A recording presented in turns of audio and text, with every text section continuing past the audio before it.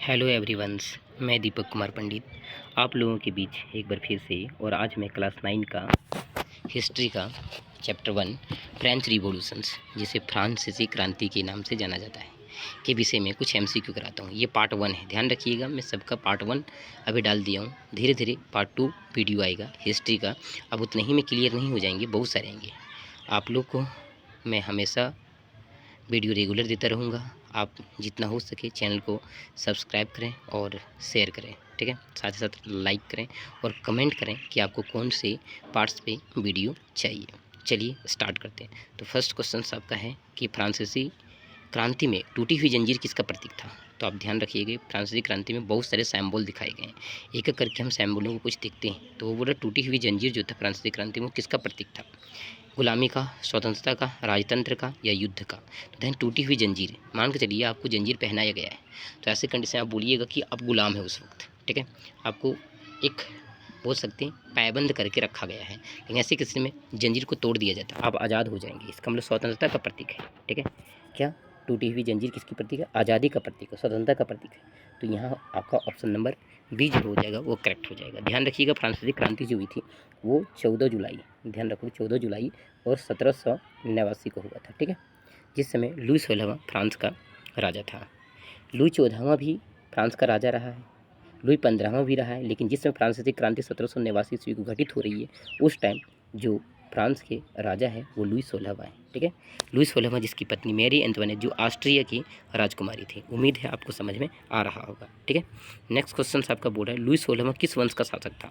तो लुई 16वां जो था वो कौन सा वंश का शासक था, ठीक है, किस डायनेस्टी से ये बिलोंग करता था लुई 16वां। लुई 16वां 1774 में जब ये गद्दी पर बैठता है उस समय इसकी उम्र जो होती है वो 20 वर्ष होती है, ध्यान रखोगे 20 वर्ष। और जिस समय ये गद्दी पर बैठता है उस समय वहाँ का जो राजकोष है वो खाली पाता है, ठीक है। लगभग वो बोल सकते हैं कि बहुत अधिक मात्रा में सरकार कर्ज के जाल में फंस चुकी थी। इसके कई रीजन्स थे, जब हम लोग रीजन्स में देखेंगे धीरे धीरे करके वीडियो लाएंगे तो उसके विषय में हम लोग चर्चा करेंगे। तो बोले लुई 16वां किस वंश का शासक था। क्या बोर्बोन वंश? बोर्बो वंश नहीं था, बुर्बो वंश था। तो ध्यान रखिएगा बुर्बो वंश का ही शासक था लुई 16वां, ठीक है, जिसके साथ ही मैरी एंटोनेट जो ऑस्ट्रिया की राजकुमारी थी। तो बुर्बो वंश की शासक था लुई 14वां।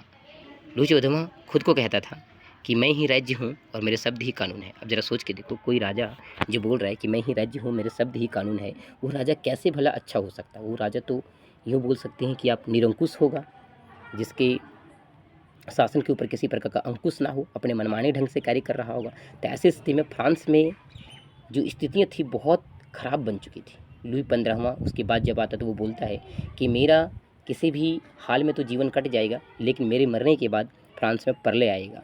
जबकि उसकी भविष्यवाणियाँ सत्य भी होती है। जब लुई 15वां मरता है तो लुई 16वां जब शासन संभालता है, गद्दी पे आता है, तो जनता तो विद्रोह कर देती है। और वैसे टाइम में लुई 16वां देखिए, उस टाइम में 14 जुलाई 1789 को फ्रांसीसी क्रांति बहुत तीव्र गति से, यूँ सोच लीजिए कि एक आग के बारूद की जैसा फटती है।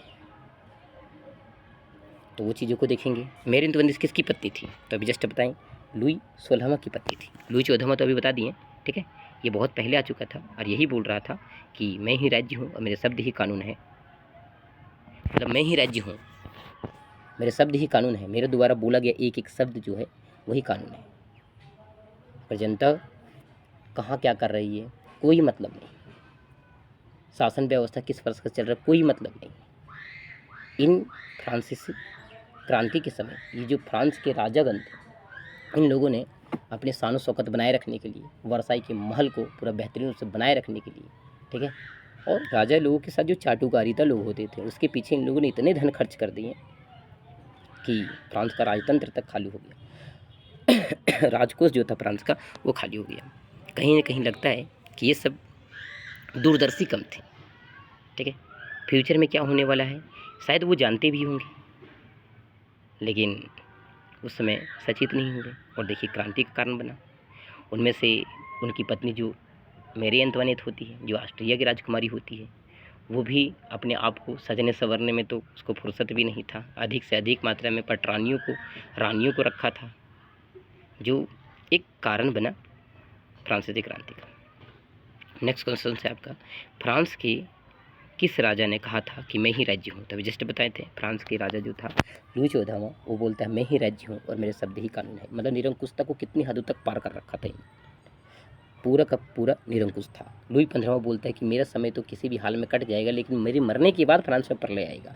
और लुई 16वां के टाइम में 14 जुलाई 1789 को जब लुई 16वां गद्दी पर बैठता है, तो 14 जुलाई 1789 को जब क्रांति होती है, तो लुई 16वां का ही टाइम पीरियड होता है। वो 1774 में गद्दी पर बैठता है 20 वर्ष की उम्र में। ठीक है, इसकी शादी अभी जस्ट बताएं मैरी एंटोनेट से, जो ऑस्ट्रिया की राजकुमारी थी। ऑस्ट्रिया, ध्यान रखना आपको, ऑस्ट्रिया की राजकुमारी थी। ठीक है, माइंड में सेट रखना आपको। नेपोलियन की विषय में आता है, तो नेपोलियन कौन था? नेपोलियन जो था ना, वो जानते कि नेपोलियन कोड दिया था 1804 में, वो भी देखेंगे। ठीक है, इसके पिता का नाम कार्लो बोनापार्ट था। इसका जन्म जो होता कोर्सिका द्वीप में हुआ था, और अजासियो शहर था, वहाँ हुआ था। माता का नाम था लेटिजिया रोमालिनो। तो आपको पता होना चाहिए नेपोलियन बोनापार्ट से वाटरलू का युद्ध भी होता है 1815 में, जिस वाटरलू के युद्ध में नेपोलियन बोनापार्ट की हार हो जाती है। उम्मीद है आपको समझ में आ रहा होगा वाटरलू का युद्ध का पूरा 1815 में नेपोलियन बोनापार्ट की क्या हो रही है बताइए, तो हार हो रही है। ठीक है, माइंड में सेट रखिएगा, धीरे धीरे करके आपका हिस्ट्री बहुत ही बेस्ट हो जाएगा। आगे बोलता है किस राजा ने कहा था कि मेरे मरने के बाद प्रलय आएगा? तो कहीं ना कहीं लोग और बहुत सारे ऐसे विचारक हैं जो बोलते हैं कि लुई 15वां जो था वो अच्छा खासा दूरदर्शी था, पहली कंडीशन, लेकिन उसने अपने आदत पे शायद कंट्रोल नहीं किया। जो एक क्रांति का, अगर इसे पता था कि मेरे मरने के बाद क्रांति आएगी, मेरे मरने के बाद फ्रांस में प्रलय आएगा, तो ऐसी कंडीशन में ये उस समय सब देखो राजा लोग होते, उसके आगे पीछे मंत्रीगण भी होते, तो ऐसी कंडीशन में इसको उस टाइम कुछ एक्शन लेना चाहिए था। जब ये चीज़ों को जान रहा था, शायद हो सकता है उसी टाइम से पोजीशन बहुत ख़राब हो रहा होगा, लेकिन इन लोगों ने ध्यान नहीं दिया और जो फ्रांसीसी क्रांति का कारण बना। तो ध्यान रखना, किस राजा ने कहा था कि मेरे मरने के बाद फ्रांस में प्रलय आएगा? तो ये कहा था लुई 15वां ने। लुई 16वां बता दिए थे। ठीक है, कौन सा वंश का था? बुर्बो राजवंश का था। ठीक है, और इसकी पत्नी का नाम मैरी एंटोनेट, कहाँ की थी? ऑस्ट्रिया की राजकुमारी थी। उम्मीद है आपको समझ में आ रहा होगा। नेक्स्ट क्वेश्चन है आतंक राज किसने स्थापित किया था? तो 1793-94 में आतंक राज स्थापित किया था। वो व्यक्ति जो था रॉबेस्पियर था। तो याद रखिएगा, इसने पूरा आतंक का माहौल ही बना रखा था। किसने? रॉबेस्पियर ने। रूसो, इसने द सोशल कॉन्ट्रैक्ट पुस्तक लिखा था। रूसो एक अच्छा खासा विचारक था, ठीक है, लेखक था, जिसने क्या किया था, एक अच्छा खासा बुक लिखा था जिसका नाम था द सोशल कॉन्ट्रैक्ट। तो अगर पूछेगा तो सोशल कॉन्ट्रैक्ट पुस्तक किसने लिखा, तो आपको बोलना है कि रूसो के द्वारा लिखा गया था पुस्तक, उसका नाम था द सोशल कॉन्ट्रैक्ट। उम्मीद है आपको समझ में आ रही हो। ठीक है, नेक्स्ट क्वेश्चन आपका है नेपोलियन बोनापार्ट के विषय में जस्ट बता दिए। फ्रांस का समाज कितने वर्गों में विभाजित था? तो जो फ्रांस का समाज था ना, वो मुख्य 3 वर्गों में विभाजित था। उसमें से एक पहला स्टेट के लोग थे, जिसे पादरी वर्ग के लोग शामिल थे। तो ध्यान रखोगे, पादरी वर्ग के लोग, जो पहला स्टेट था ना, ठीक है, पहला, उसमें क्या था? पादरी। ठीक, जो दूसरे वर्ग के लोग थे उसमें क्या था? कुलीन। तो एक कुलीन था, पादरी था, और एक सर्वसाधारण वर्ग के लोग थे जो तीसरे वर्ग में थे।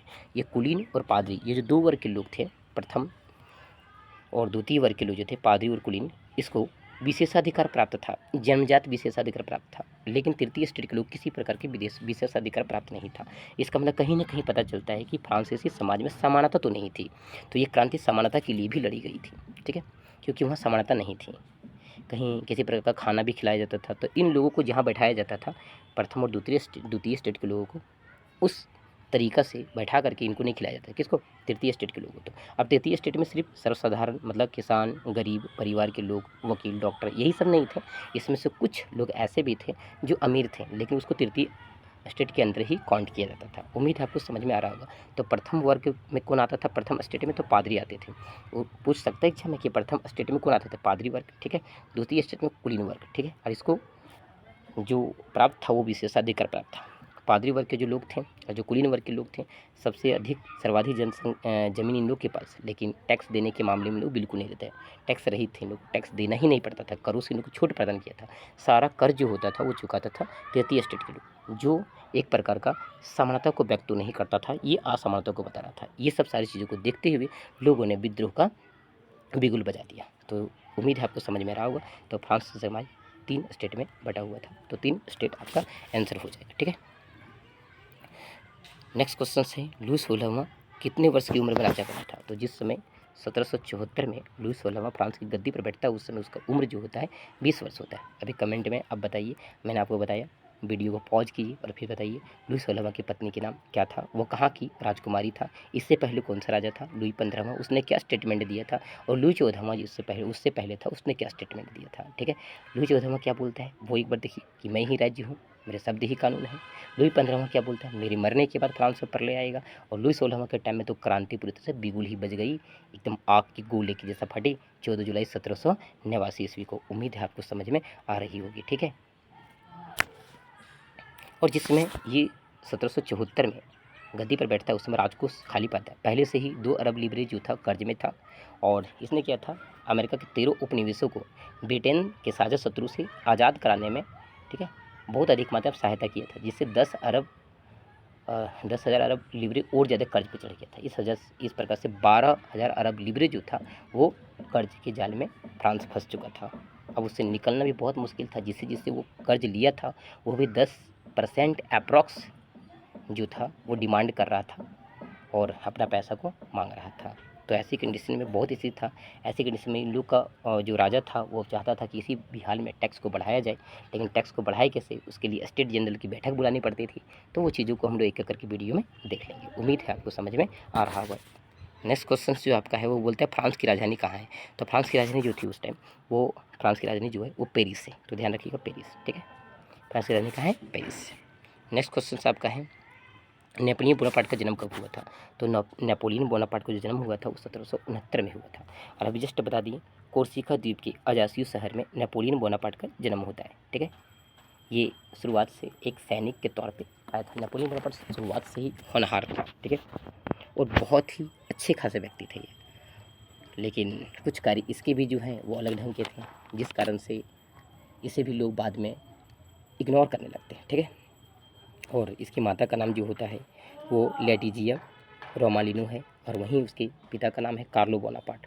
तो नाम रखिए कार्लो, ठीक है, बोनापार्ट किसका नाम है, तो उसके पिताजी का नाम। तो नेपोलियन बोनापार्ट के पिताजी का नाम जो है वो कार्लो बोनापार्ट है। वहीं माता जी का नाम बता दें लेटिजिया रोमालिनो है। ठीक है, और ये जो है जिसको हम लोग बोल रहे हैं नेपोलियन बोनापार्ट, इसने एक कोड दिया था 1804 में, जिसको नेपोलियन कोड या तो नेपोलियन संहिता के नाम से जानते हैं।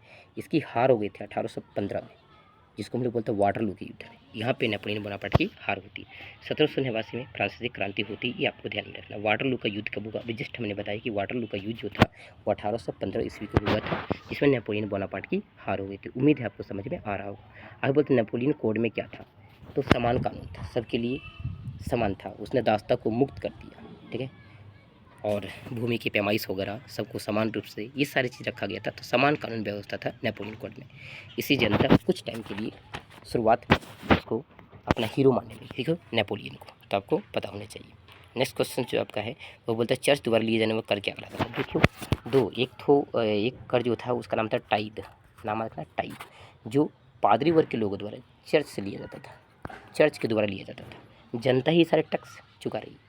मतलब कहीं ना कहीं अगर देखा जाए पादरी वर्ग के जो लोग थे वो बोलते थे कि ईश्वर ने मुझे भेजा है, आपका काम नहीं देखते हैं, बहुत जगह पे ऐसे होता है। ठीक है, तो इन लोग एक प्रकार से पूजा पाठ में जब उन लोग बहुत अधिक मात्रा में जनता जब भरोसा करती है, और करना भी चाहिए, लेकिन इस हद तक उन लोग को ठगा नहीं जाना चाहिए। ठीक है, तो वैसे कंडीशन में टाइद नामक जो कर चुकाता था वो एक प्रकार का धार्मिक कर था, जो सिर्फ और सिर्फ सर्वसाधारण वर्ग के लोग, तृतीय स्टेट के लोग ही इसको चुकाते जब वहाँ जाते तो टाइद एक टैक्स होता था, ध्यान रखना। ठीक है, जो सीधा चर्च को दिया जाने वाला कर था, तो ये टाइप था। और उसी के स्थान पे एक और टैक्स था जिसका नाम आपको मैं बता दूँ टाइल था, टाइल। ठीक है, जो सीधे राज्य को दिया जाने वाला कर था, इसको हम लोग प्रत्यक्ष कर के रूप में देखते हैं। ठीक है, प्रत्यक्ष और सीधे राज्य को दिया जाता था, जिसको हम लोग बोलते हैं टाइल। तो राज्य को दिया जाने वाला कर जो था वो टाइल था, और जो चर्च को दिया जाता कर वो टाइप था। तो इस हिसाब से आपका चर्च द्वारा दिया जाने टाइप टीथ लिख दिया, टीथे कहीं के लिख देगा, तो इसको घबराना चाहिए। अब बताइए गैबल क्या था। ठीक है, बताइएगा। एक नमक पर भी टैक्स लगता था। अब बताइए गैबल क्या था, बताइएगा। आगे बोलते सीधे राज्य को दिए जाने वाला कर क्या कहलाता था, तो टाइल कहलाता था। जो राज्य को सीधे, जो सरकार को सीधे टैक्स मिलती थी प्रत्यक्ष रूप से, उसका नाम क्या था, टाइल था। ठीक है, और टाइल था अभी जस्ट बता दिए कि चर्च को दी जाने वाली कर जो था वो टाइट था। और दोनों कर को कौन देते थे, इससे पादरी वर्ग को भी टैक्स नहीं लगता था और कुलीन वर्ग को नहीं। पादरी वर्ग के लोग किस स्टेट में थे, तो ध्यान रखिएगा प्रथम स्टेट में, वहीं कुलीन वर्ग के लोग जो थे वो द्वितीय स्टेट में थे। ठीक है। और वहीं तृतीय स्टेट में जो लोग थे वो सर्वसाधारण वर्ग के लोग थे और इन लोगों को टैक्स देना पड़ता था, ठीक है। भूमि का अधिकांश हिस्सा उन 2 वर्गों के पास है, लेकिन जो भूमि का कम हिस्सा है वो तृतीय स्टेट के लोगों के पास है, लेकिन सर्वाधिक अधिक मात्रा में, मतलब यूँ बोलिए सर्वाधिक अधिक मात्रा में क्या, पूरा का पूरा टैक्स इन्हीं लोगों से लिया जा रहा है, जो एक प्रकार का अन्याय था। ये सारी चीज़ों को देख करके जनता में एक आक्रोश भी फैल रही थी। लोगों को पता नहीं था कि इसमें भी शिक्षित वर्ग के लोग हैं, पढ़े लिखे हैं, वकील है, डॉक्टर है, शिक्षक है, कहीं ना कहीं आने वाले टाइम में पूरे देश का नींव इन्हीं लोगों के ऊपर टिका होता है, तो कहीं ना कहीं क्रांति तो होना तय था। तो बहुत सारे व्यक्ति जब इसमें उत्पन्न हुए तो क्रांति का कारण हुआ। तो यहाँ सीधे राज्य को दिया जो कर था वो यहाँ टाइल लिखा गया, तो आप ध्यान रखिएगा टाइल था। नेक्स्ट क्वेश्चन आपका जो फ्रांसीसी क्रांति कब हुई, विशिष्ट बताए थे कि फ्रांसीसी क्रांति जो हुई थी वो 14 जुलाई, नाम रखिएगा 14 जुलाई और 1789 ईस्वी को फ्रांसीसी क्रांति हुई थी, 14 जुलाई 1789 ईस्वी को, ठीक है। और 1789 ईस्वी को हुआ था। 1815 में वाटरलू का युद्ध हुआ था और 1848 में दास प्रथा को समाप्त कर दिया गया था पूर्ण तरह से, ठीक है। तो याद रखना, सॉरी 1848 से 1948 आप देख लीजिए, नहीं 1848 होना चाहिए, दास प्रथा को पूरी तरह समाप्त कर दिया गया, ठीक है। नेक्स्ट क्वेश्चन है फ्रांस की मुद्रा क्या कहलाती थी। फ्रांस की मुद्रा को हम लोग लिब्रे बोलते थे, ध्यान रखिएगा, लिब्रे, पूरा फ्रांस में लोग इसको लिब्रे बोलते थे, ठीक है। तो लिब्रे क्या था, फ्रांस की मुद्रा थी जिसको लिब्रे के नाम से जाना, जिस प्रकार हमारे रुपये चलते उस टाइम फ्रांस की मुद्रा को लिब्रे कहा जाता था। तो देखिए लिब्रे क्या है, तो फ्रांस की एक प्रकार का मुद्रा है, तो ऑप्शन सी आपका करेक्ट आंसर हो जाएगा, ठीक है। नेक्स्ट क्वेश्चन आपका है कि फ्रांस का राष्ट्रीय गान क्या था। तो फ्रांस का जो राष्ट्रीय गान था उसका नाम था मार्सिले, नाम रखिएगा मार्सिले, ठीक है। फ्रांस का राष्ट्रीय गान जो था वो मार्सिले था। अगर कहीं आता है सवाल में कि मार्सिले क्या था तो आपको घबराना नहीं है, वो डायरेक्टली बोले मार्सिले जो था वो एक प्रकार का राष्ट्रीय गान था, जिस प्रकार से हमारे यहाँ का राष्ट्रीय गान जनगण मन है जो रविंद्रनाथ टैगोर के द्वारा लिखा गया है।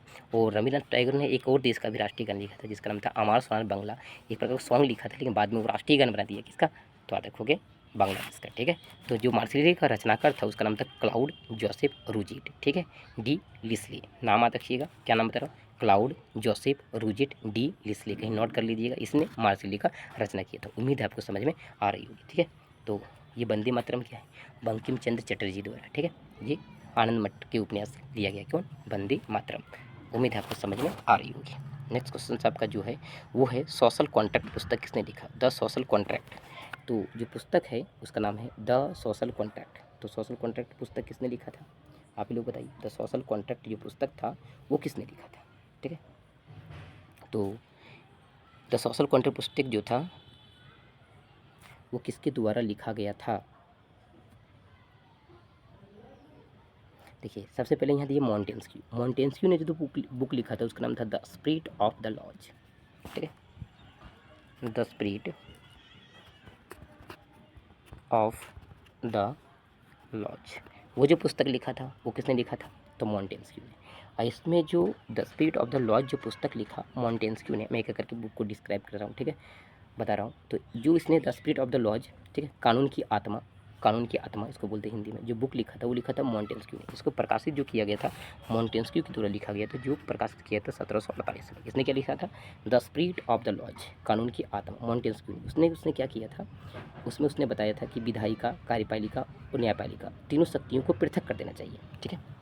विधायिका, कहीं ना कहीं हमारे देश में भी विधायिका, कार्यपालिका, न्यायपालिका है, जो तीनों पृथक कर दिया गया। कहीं ना कहीं अगर देखा जाए तो ये राजतंत्र में जो तानाशाही चल रहा था उससे बचने का एक उपाय था कि ऐसे जो होगा तानाशाह नहीं होगा। तो कहीं ना कहीं जो मॉन्टेस्क्यू के द्वारा लिखा गया था the spirit of the laws, उसी में सबसे पहले विधायिका, कार्यपालिका और न्यायपालिका का कॉन्सेप्ट आता है, जो बहुत ही इंपॉर्टेंट है, बहुत ही अच्छी थी, ठीक है।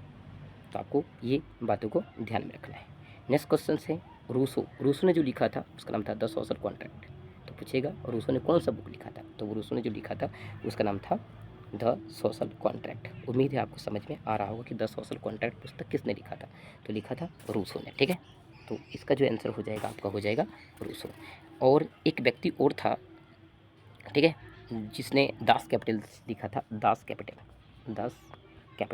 ठीक है, कैपिटल, वो जो लिखा था वो कार्ल मार्क्स ने लिखा था, कब, 1848 में। ये पूंजीवादी का आलोचना इसमें किया गया, इसमें जो पूंजीवादी, ठीक है, वर्ग के लोग हैं उसकी क्या किया गया बताओ, आलोचना किया गया, किसमें बताइए, दास कैपिटल्स में। उम्मीद है आपको समझ में आ रहा होगा। दास कैपिटल्स के लेखक जो है वो आपका जो है वो कार्ल मार्क्स है। वहीं कम्युनिस्ट मैनिफेस्टो के भी लेखक जो माने जाते हैं वो कार्ल मार्क्स ही माने जाते हैं, ठीक है। और एक तीसरा स्टेट क्या है, इसके नाम से एक पैम्पलेट जारी किया था, उस व्यक्ति का नाम था आबीसीए। तीसरा स्टेट क्या है, उसके नाम से एक पैम्पलेट जारी किया था, उसका नाम था आबीसीए। कि तीसरा स्टेट क्या है, तीसरा स्टेट देश का सारा उत्पादन करता था, फिर भी उसे सम्मान से वंचित रखा गया था। तो ये उसने लिखा। इससे तीसरी स्टेट के लोगों ने जब ये पुस्तक को पढ़ा, ये पैम्पलेट को पढ़ा, तो इन लोग आक्रोश में आ गए और उन्हें लगा कि अब जनता को इस प्रकार से बरगलाया नहीं जा सकता है और अब समय आ गया है जब क्रांति की बिगुल बजानी पड़ेगी। मतलब बहुत सारे फैक्ट थे।